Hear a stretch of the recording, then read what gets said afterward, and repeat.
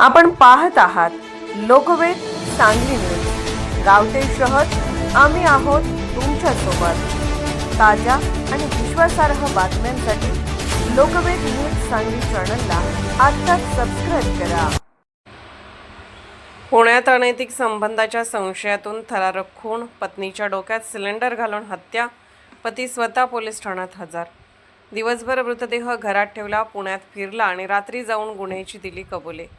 पुण्यातील एका धक्कादायक घटनेने खळबळ उडाली असून पत्नीवर अनैतिक संबंध असल्याचा संशय घेत पतीने तिच्या डोक्यात गॅस सिलेंडर मारून निर्घृण हत्या केल्याची संतापजनक घटना समोर आली आहे।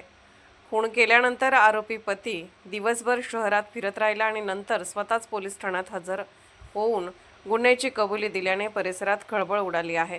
मिळालेल्या माहितीनुसार गीता यशवंत जाधव वय 26 असे मृतविवाहित महिलेचे नाव असून ती मूळची सातारा जिल्ह्यातील असल्याचे समजते। तर आरोपी पती राजेंद्र जनार्दन करसे वय 31 याला येवलेवाडी पोलिसांनी ताब्यात घेतले आहे। पोलीस सूत्रांकडून मिळालेल्या माहितीनुसार गीता जाधव हिचे यापूर्वी एक लग्न झाले होते।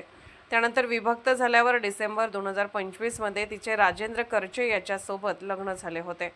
मात्र पत्नीने पूर्वीचे लग्न लपवले असल्याचा संशय आणि तिच्या वागणुकीवरून दुसऱ्या व्यक्तीसोबत संबंध असल्याची शंका आरोपीच्या मनात निर्माण झाली होती।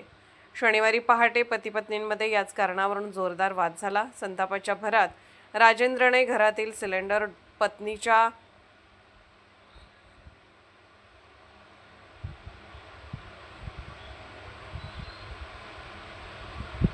डोक्यात घालून तिची हत्या केली।